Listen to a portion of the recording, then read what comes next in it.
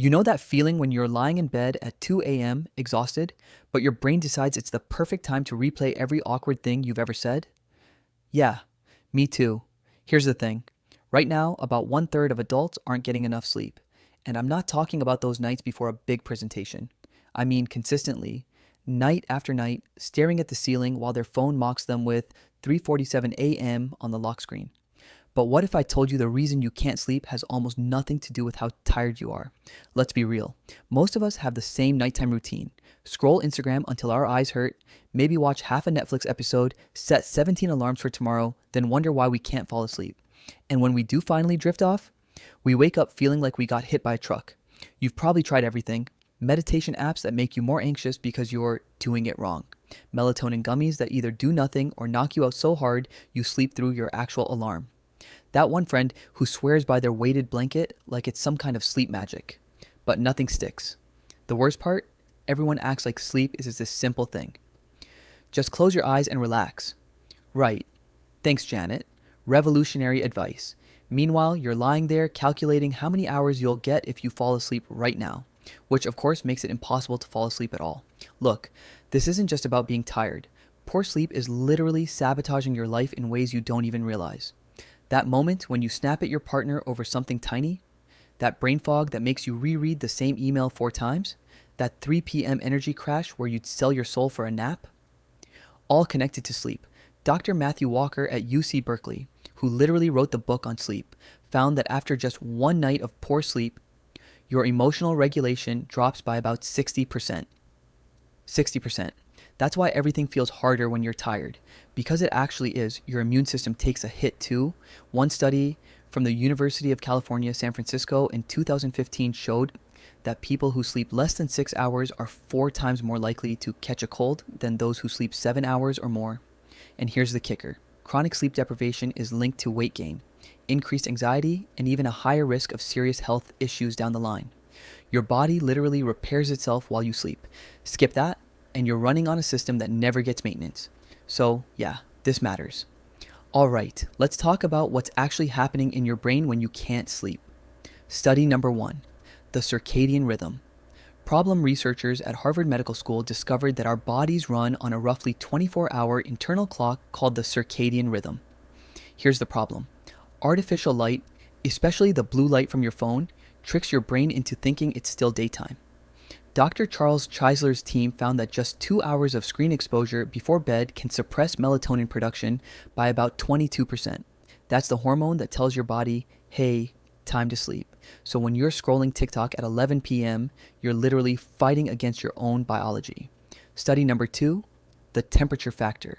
Here's something wild. A 2019 study from the University of Texas showed that the optimal room temperature for sleep is between 60 to 67 degrees Fahrenheit, 15 to 19 degrees Celsius. Most people keep their rooms way too warm. Why? Your core body temperature needs to drop about 2 to 3 degrees Fahrenheit to initiate sleep. That's why you always stick one leg out from under the covers. Your body is trying to cool down. When your room is too hot, your body can't trigger that temperature drop and sleep becomes nearly impossible. Study number 3, the anxiety sleep loop. Neuroscientists at UC Berkeley use brain imaging to show exactly what happens when you're sleep deprived. The amygdala, your brain's emotional center, becomes 60% more reactive. At the same time, the prefrontal cortex, which normally keeps your emotions in check, goes offline. The result? You're more anxious when you're tired, but anxiety also makes it harder to sleep. It's a brutal cycle. Dr. Eddie Ben Simon, who led the study, found that even one night of good sleep can reset this pattern. Study number 4, the caffeine half-life. Most people don't know this, but caffeine has a half-life of about 5 to 6 hours. That means if you have coffee at 3 p.m., a quarter of that caffeine is still in your system at midnight. Sleep researchers from the Henry Ford Hospital in Detroit found that consuming caffeine even 6 hours before bed reduced total sleep time by more than 1 hour, even though people didn't feel like the caffeine was affecting them. Your body knows, even if your conscious mind doesn't. Study number 5, the exercise window. A 2013 poll by the National Sleep Foundation found that people who exercise regularly report better sleep quality. But timing matters. Dr. Sean Youngsted's research at Arizona State University showed that intense exercise within an hour of bedtime can actually make it harder to fall asleep by raising your core temperature and activating your nervous system. But exercise earlier in the day, even just 30 minutes, significantly improves sleep quality that night. Okay, enough science. Let's fix this. Solution number 1, the 10-3-2-1-0 rule. This is stupid, simple, but actually works. 10 hours before bed, no more caffeine. I know, but trust me on this one. 3 hours before bed, no more food or alcohol. Both mess with your sleep cycles in different ways. 2 hours before bed, no more work or stressful activities. Your brain needs time to wind down. 1 hour before bed, no more screens.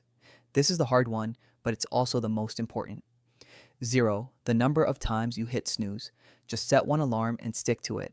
Try this for a week, just 1 week. You'll notice a difference.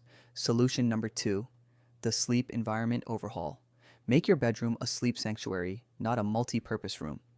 Drop the temperature to 65 to 68 degrees Fahrenheit. Yeah, it'll feel cold at first. That's the point. Get blackout curtains or a sleep mask. Even small amounts of light can disrupt your circadian rhythm. White noise or ear pins if you're sensitive to sound. And here's the big one. Reserve your bed for sleep only. No working, no scrolling, no eating. When your brain associates your bed with sleep and only sleep, falling asleep becomes automatic. Solution number 3, the worry download. If your brain won't shut up at night, try this. Keep a notebook by your bed. When a thought pops up, something you need to do tomorrow, an awkward conversation from 2013, write it down. Just one sentence. The physical act of writing it tells your brain, okay, we've got this handled. We can think about it tomorrow. Dr. Michael Scullin at Baylor University tested this in 2018 and found that people who spent 5 minutes writing a to-do list before bed fell asleep significantly faster than those who didn't. Solution number 4, the consistent sleep schedule. This one's annoying but necessary. Go to bed and wake up at the same time every day. Yes, even on weekends. I know Saturday morning sleep-ins are sacred, but they're also wrecking your sleep schedule. Your circadian rhythm doesn't know it's the weekend. When you sleep in, you're basically giving yourself jet lag. Set a consistent schedule and stick to it for 2 weeks. After that, you won't even need an alarm. Your body will just wake up naturally. Think about it. When's the last time you actually felt well rested? Not just okay, but genuinely refreshed. The kind of morning where you wake up before your alarm feeling ready to go. If you can't remember, that's a problem. But here's where it gets interesting. Most people think they need 8 hours of sleep. But what if you're one of the rare people who functions perfectly on 7? Or what if you actually need 9? There's only one way to find out. Give yourself the gift of unrestricted sleep for a week. Go to bed when you're tired. Wake up when your body says it's done. See what happens. You might surprise yourself. Look, sleep isn't a luxury. It's not something you sacrifice to be productive or scroll one more hour. It's literally the foundation of everything else you're trying to do. Better mood, sharper focus, stronger immune system, more patience with the people you love. All of it starts with sleep. You don't need to be perfect. Just pick one thing from this video. The temperature, the screen time, the consistent schedule, and try it tonight. That's it. Just one thing. Because the truth is, you deserve to feel rested. You deserve to wake up and actually feel ready for the day. And it's more possible than you think. If this helped, let me know in the comments what you're going to try first. And if you've got your own sleep hacks, share them. We're all in this together. Now, get some rest.